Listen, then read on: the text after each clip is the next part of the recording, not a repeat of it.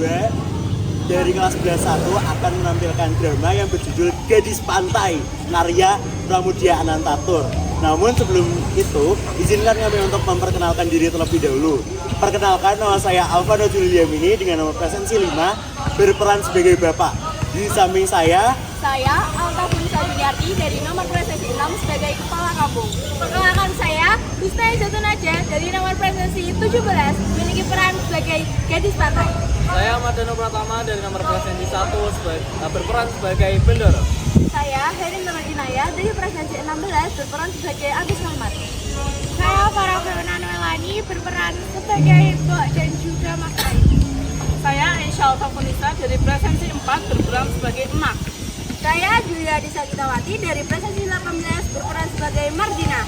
Saya Meisya Namis Prandewi dari presensi 28 berperan sebagai orang Tionghoa. selamat menonton.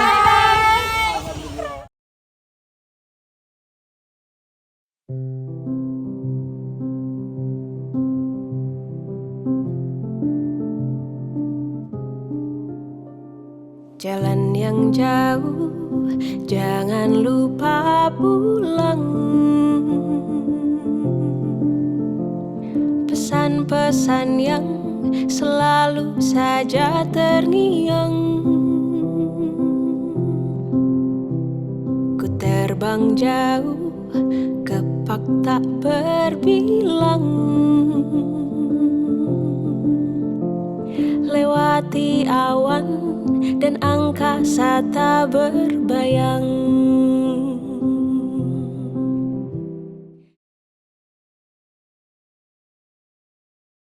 Usianya baru menginjak 14 tahun, dengan tubuh mungil berpigmen kuning langsat, membuatnya dijuluki bunga kampung. Ia gadis pantai dari Karasidenan Jepara. Semua orang terpesona, termasuk seorang pembesar daerah. Suatu hari, utusan pembesar itu datang menemui orang tuanya. Ia pun harus meninggalkan kampung nelayannya. Berdiri di tepian jalan depan rumah gubuknya, tubuhnya dibalut kain dan kebaya emas, wajahnya dihiasi bedak.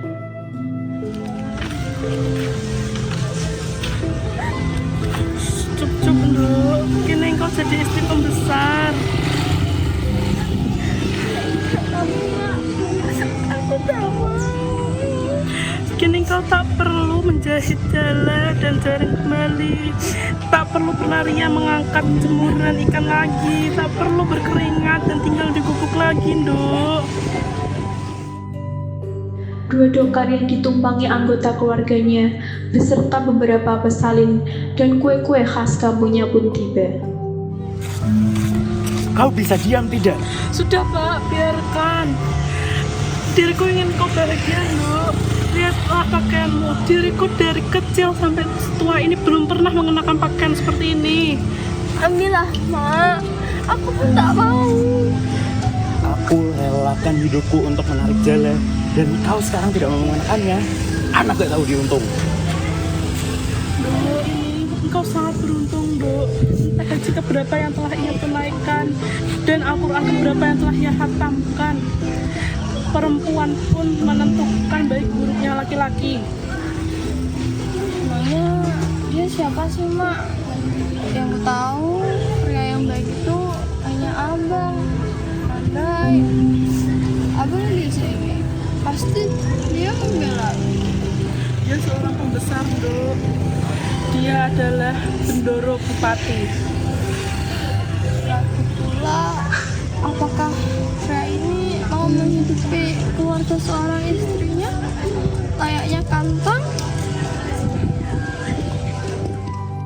Dokar berkelana menyusuri jalanan. Setiap sudut punya ingatan. Tangisnya berubah cemas saat melihat alun-alun dan gedung megah di belakang gapura. Tibalah mereka di sana, akan tetapi tak seorang pun menyambut kedatangannya. Rumahnya tampak hanya berwarna putih kapur. Gadis pantai masih memeluk emaknya.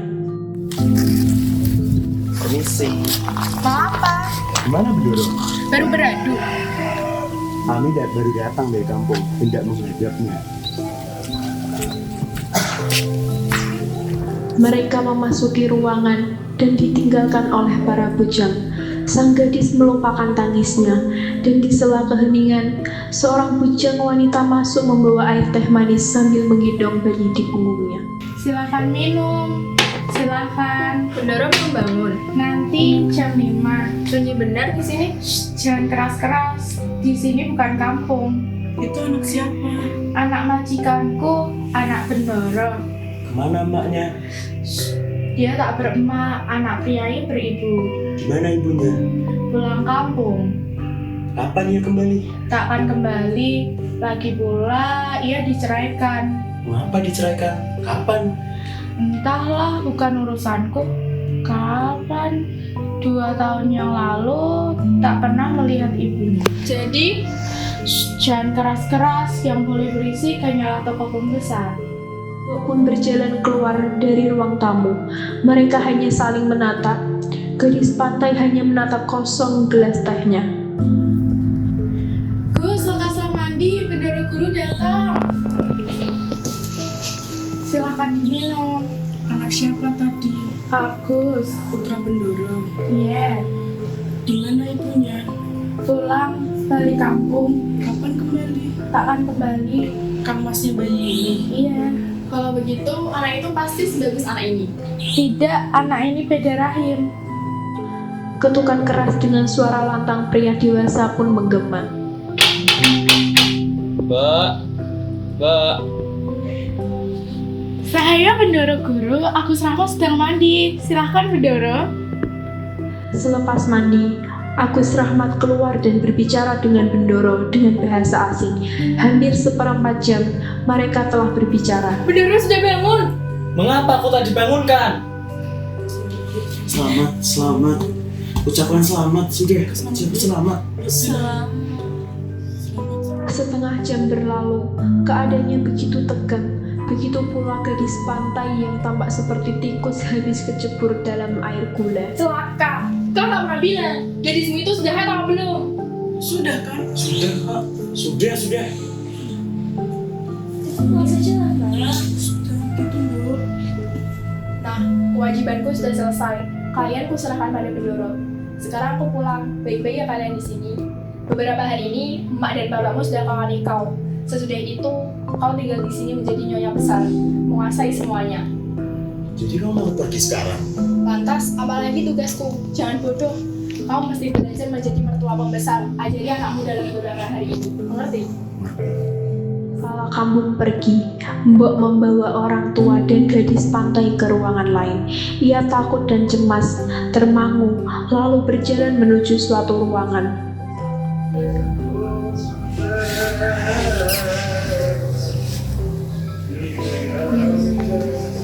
Mengapa engkau merendahkan dirimu? Kemana engkau membawaku? Inilah kamar tidur Mas Nganten.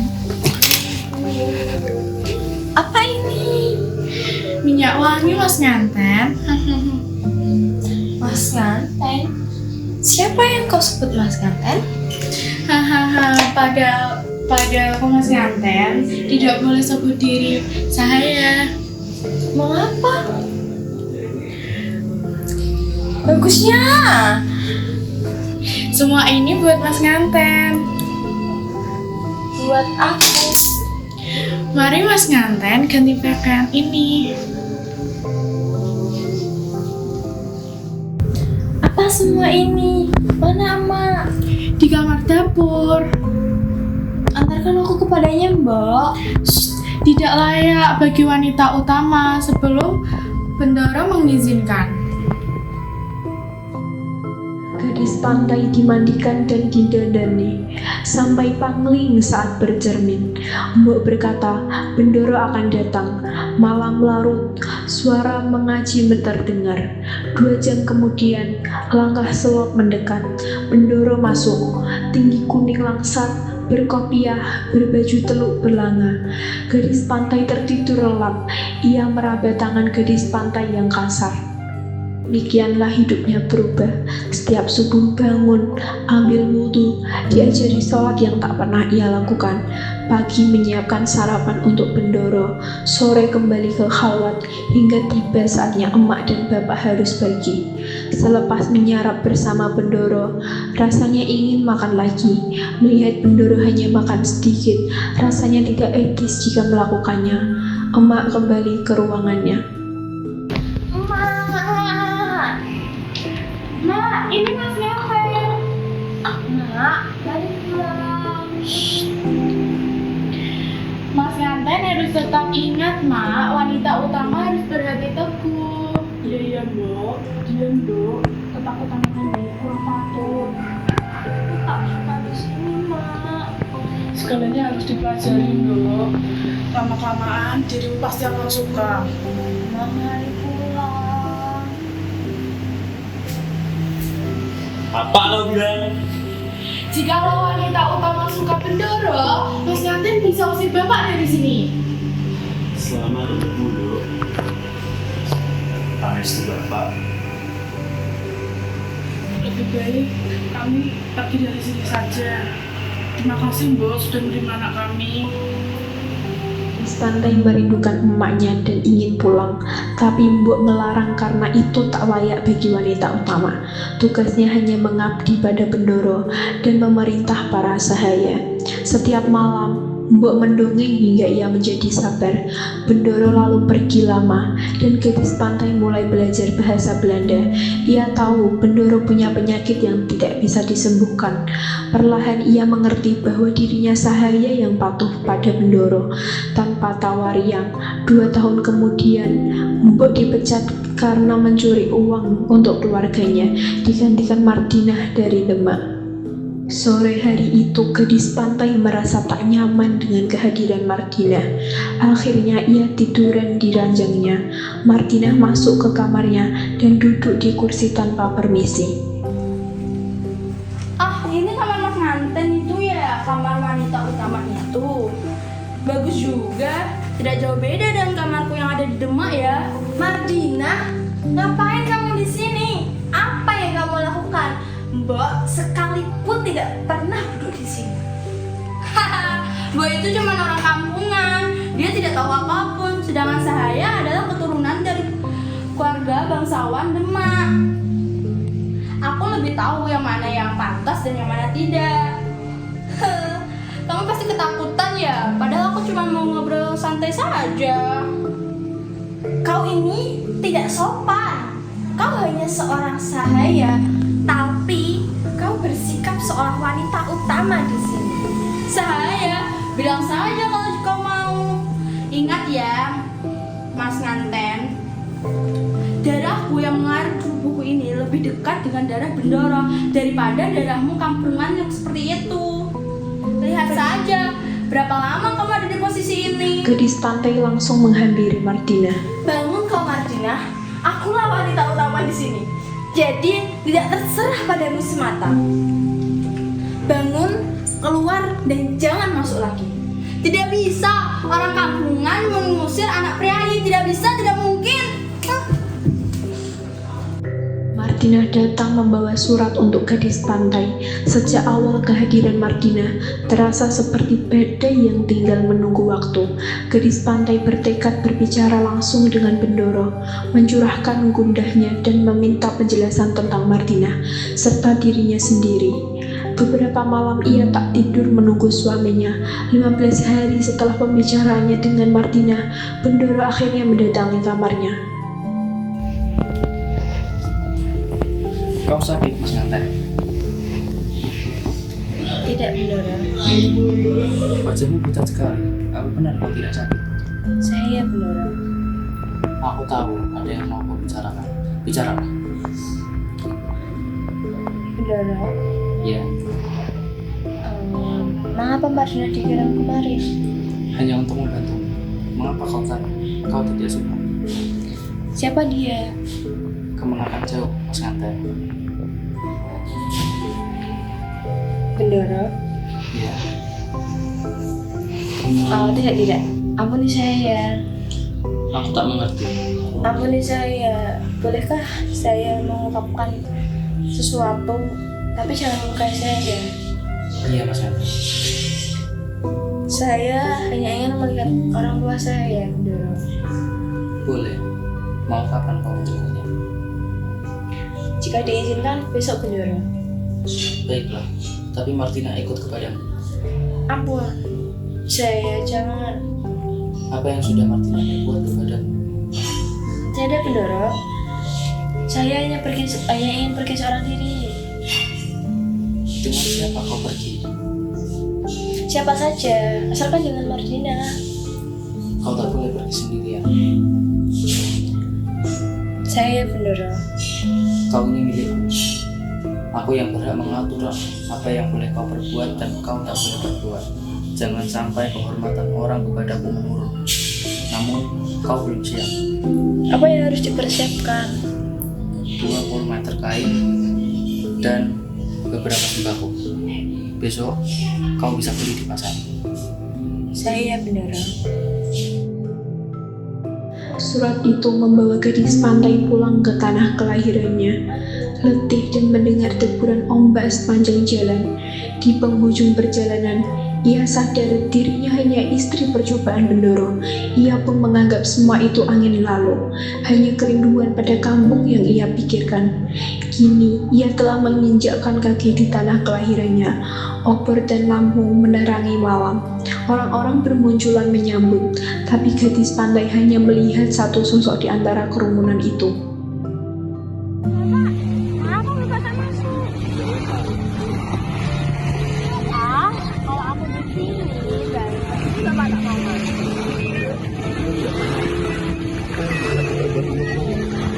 Aku hanya ingin kembali lagi. Karena aku bebas melakukan. Gadis pantai memandang bapaknya yang langsung menghindar. Dari belakang, mata-mata Bendoro terus mengawasi.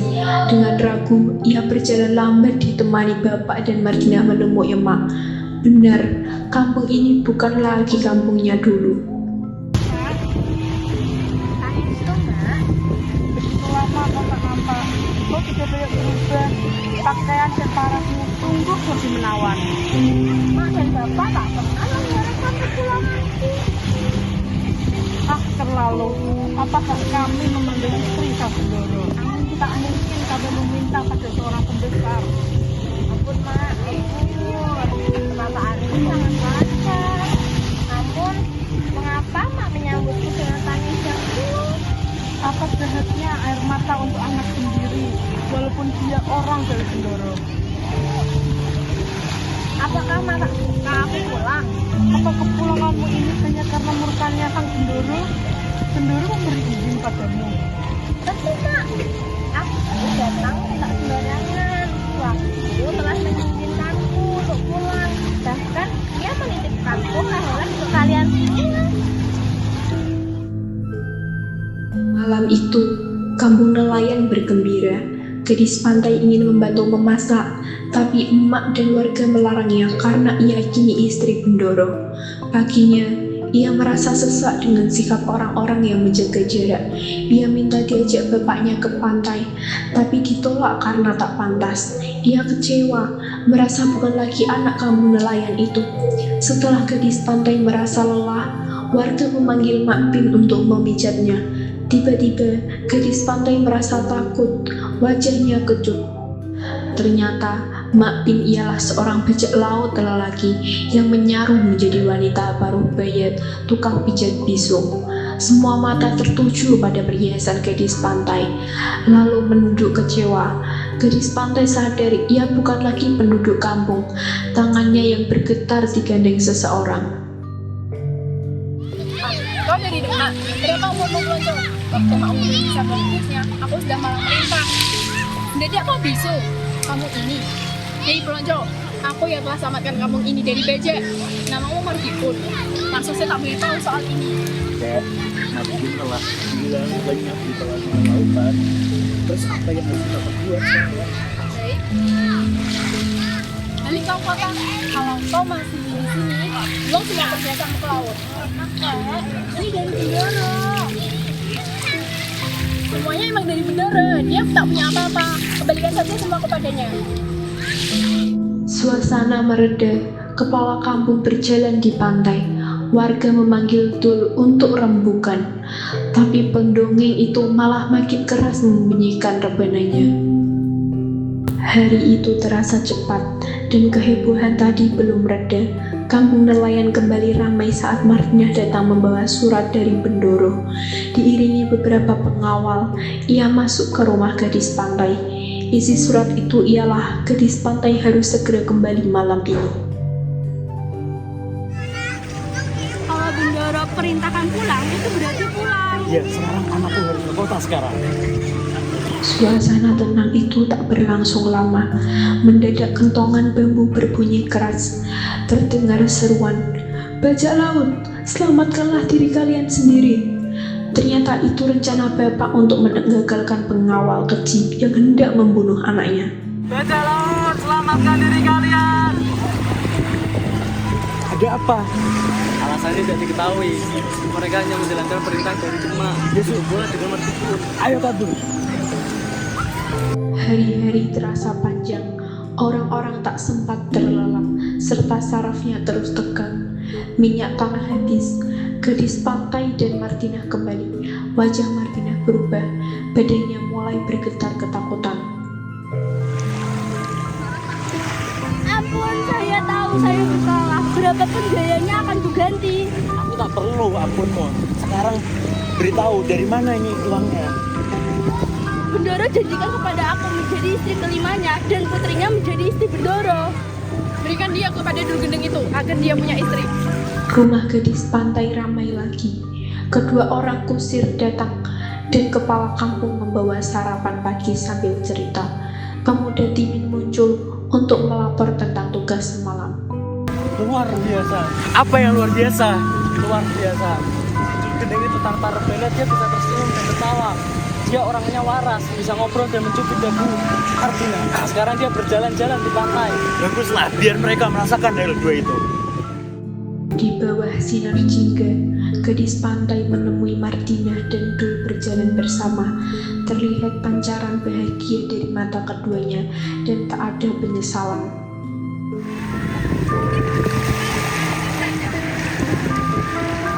Banyak kalian yang akan pesta. Ini pantas dirayakan. Lelaki sejati memang harusnya begini. Besok aku akan turun ke pantai untuk menyatakan keseriusanku pada Martinah untuk menikah. Kamu tidak akan menikah Martinah. Dia seorang nelayan, bukan pengawal. Saya akan menerima dulu apa adanya Mas Nganter. Selama dia orang baik. Saya seperti kau, dipaksa. Aku dipaksakan di halaman dan kau ke kota. Kalau kau menjadi istriku, mungkin menjadi seorang nelayan lainnya. Kamu harus di tepi pantai pada saat sore hari.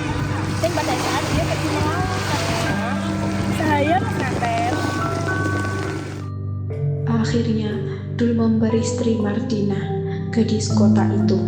Rakyat pun berpesta untuk Dul si pendongeng yang malas. Sekarang kau sudah jadi istriku. Apakah benar-benar siap hidup seperti ini denganku? Aku sudah memilih jalan ini dulu. Aku sudah merelakan masa lalu itu. Dan aku sekarang hanya fokus untuk membantu bahagia bersamamu. Sekarang kau kakak hidup denganku selamanya. Apa kau tak keberatan menikahi aku yang hina ini? Tak apa istriku, sekarang kau sudah berubah. Terima kasih Dul sudah menerima aku apa adanya.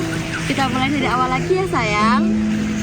Martinah menemukan cinta sejatinya dan melanjutkan hidupnya bersama Dul. Gadis pantai pun kembali ke kota. Kehidupan di rumah besar itu kian terasa sunyi. Kerabat Bendoro seperti makhluk asing dengan bahasa Belanda. Bendoro sendiri muncul hanya setengah sadar dan tak pernah menegurnya. Ia tak lagi membawa oleh-oleh. Gadis pantai pun belajar tak mengharapkan apapun. Semua pekerjaan terhampar sunyi. Hanya ia seorang yang menjalaninya. Bendoro tak pernah bertanya tentang Martinah maupun Martikun yang tewas digiring ke laut. Selama 2 minggu beredar kabar tentang serbuan bajak di kampung nelayan. Kabar itu pun menjadi kenyataan. Saya Bendoro, saya dengar ada bajak menyerbu kampung nelayan. Kampung nelayan mana? Kampung... Beribu ampun Bendoro. Kampung... Bendoro. Nyonya siapa? Saya belum menanyanya. Beribu ampun Bendoro, saya diutus surat kabar saya dari Semarang untuk datang kemari menghadap Bendoro dan menanyakan soal ini. Kantor pusat saya yang memberi keterangan. Pergi sebelum saya marah. Saya Bendoro, beribu ampun, beribu ampun. Mendengar kabar orang Tionghoa, gadis pantai menduga Bendoro akan memeriksanya. Ia pun berlari ke kamar. Jantungnya berdegup kencang, padahal ia yang menerbitkan bencana atas kampung kami. Mas Kanten, sini. Saya Bendoro. Apa katamu perempuan? Apa yang terjadi di kampung nelayan? Benar Bendoro, tidak terjadi suatu apapun di sana. Saya tinggal di sana selamat dalam lindungan Tuhan Bendoro. Apa yang sudah terjadi di sana? Tidak terjadi apa-apa Bendoro. Orang-orang di sana pergi melaut pada saat subuh atau malam hari. Wanita-wanita yang tinggal pun pergi menjemur ikan dan menumbuk ikan kering. Mengapa banyak sekali orang yang membicarakan tentang bajak laut? Tidak ada satu bajak laut pun di sana. Kalaupun ada, bayi-bayi akan dibinasakan dan wanita-wanita di sana akan ditawan. Saya selamat berkat dari Bendoro. Baiklah kalau begitu. Dengar, saya nanti malam akan kedatangan tamu dari Demak. Saya Bendoro. Setelah wanita tua pelayannya diusir Bendoro, gadis pantai melakukan pekerjaan rumah sendirian. Wajahnya pucat, letih dan tak berdaya. Ia sama sekali tak berkesempatan untuk istirahat. Tiba-tiba, hatinya terasa ditusuk jarum. Ia memanggil 2 bujang wanita untuk melanjutkan pekerjaan, lalu mengunci ruangan Bendoro dan merebahkan diri. Rasa pahit empedu, baik dari perut ke tenggorokan. Adi Mas, aku senang Adi melihat tak ada perempuan di rumah ini. Sahaya Mas Aing. Dan aku lupa melihat si Martina. Di mana dia? Kurang terang di mana dia Mas Aing. Bukankah sudah kukirim kemari? Beribu ampun Mas Aing. Saya tidak pernah mengurusi bujang-bujang seperti itu. Adi Mas, priai sejati. Banyak orang yang mengharapkan. Apa yang orang lain harapkan kepada saya Mas Aing? Siapa itu? Martina. Bukan Mas Aing. Mengerti aku sekarang. Kenapa kau tidak taruh di kamar dapur? Kau patut taruh dia satu atap denganku. Mendengar itu, setelah 3 tahun ini, gadis pantai tahu ada kekuasaan yang lebih tinggi daripada Bendoro dan di tangan seorang wanita. Nasibnya pun ada di tangan wanita itu. Gadis pantai sadar dirinya hanyalah rakyat jelata. Selama mengandung, ia hanya bisa berdoa agar nasib anaknya lebih baik darinya. Saat melahirkan, Bendoro tak datang dan bayinya lahir tanpa suara. Gadis pantai panik, perlahan terdengar rintihan. Tak disangka bayi perempuan. Bendoro baru datang sore hari. Begitu tahu bayinya perempuan, ia hanya berkata, "Cuma perempuan," lalu pergi. Gadis pantai memeluk erat bayinya. Ia mengagumi paras putrinya. Bulan demi bulan berlalu, kini ia tak lagi merindukan Bendoro. Ia tak lakukan kerja lagi seperti dahulu. Yang dilakukannya hanya memeriksa makanan di dapur. Pada suatu hari, bapak datang seorang diri dari kampung nelayan. Segera sang bapak menggendong dan mencium cucunya. Berjalanlah mereka ke Bendoro yang duduk di ayunan pelataran.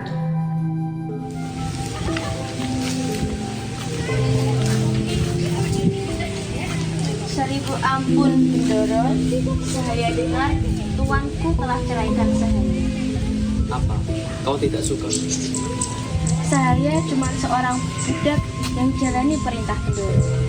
Apalagi? Saya belum mempersembahkan anak ini. Putri tuanku sendiri, putri tuanku Bendoro, bukan anak orang lain. Tempatnya. Saya adalah emaknya, Sahaya yang hina ini. Bagaimana Sahaya harus urus dia di kampung nelayan sana? Ini adalah anak bangsawan, tak mungkin diasuh secara kampung. Aku tak suruh kau mengasuhnya. Bagaimana Sahaya bisa tanpa mengasuh anak saya sendiri? Aku tak pernah lihat kau sebanyak bicara ini. Apa yang tidak dia akan lakukan seorang ibu untuk anaknya sendiri, tuanku? Kau bisa tinggalkan rumah ini, bawa segala perhiasan dan pakaianmu. Bapakmu sudah kuberikan uang ganti rugi yang nilainya cukup untuk membelikan 2 perahu dan segala isinya. Kau sendiri carilah suami lain yang lebih baik. Lupakan segala aktivitas yang ada di gedung ini. Sekarang lupakan aku, ngerti? Sahaya benar. Mereka pun kembali ke kamar. Gadis pantai memberikan pelukan terakhirnya. Bayinya merespon dengan membuka matanya juga menangis. Gadis pantai menghampiri Bendoro dengan selendangnya.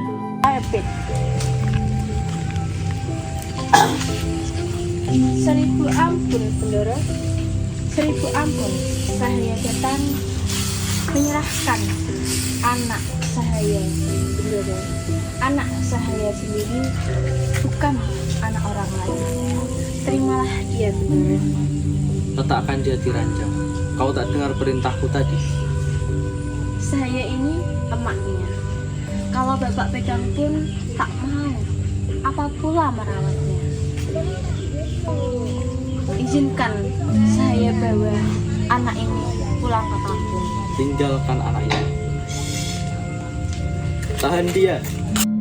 Gadis pantai didorong kasar, tubuhnya rubuh di pasiran dan terpisah dengan bayinya. Sahaya, Bendoro.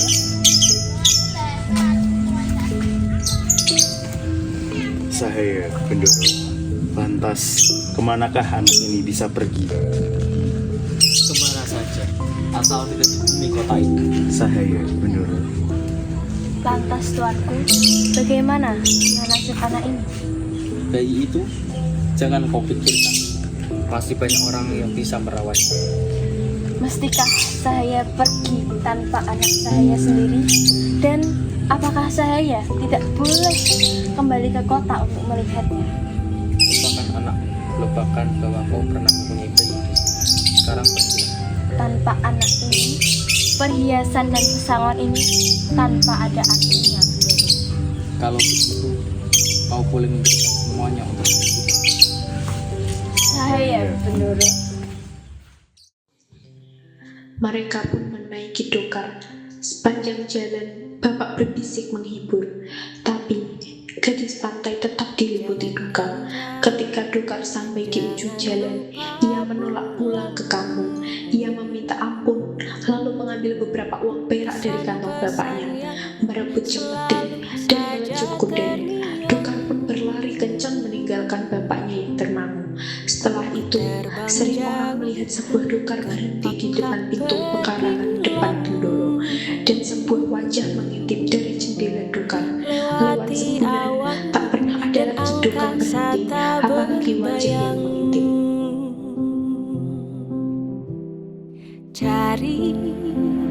Mencari untuk mengisi lengkung hampa yang ingin terobati.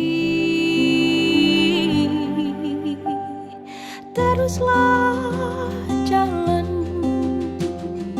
terus berjalan, kaki mungilku yang terus menahan beban. Teruslah jalan, terus berjalan, sebentar lagi ku akan sampai tujuan.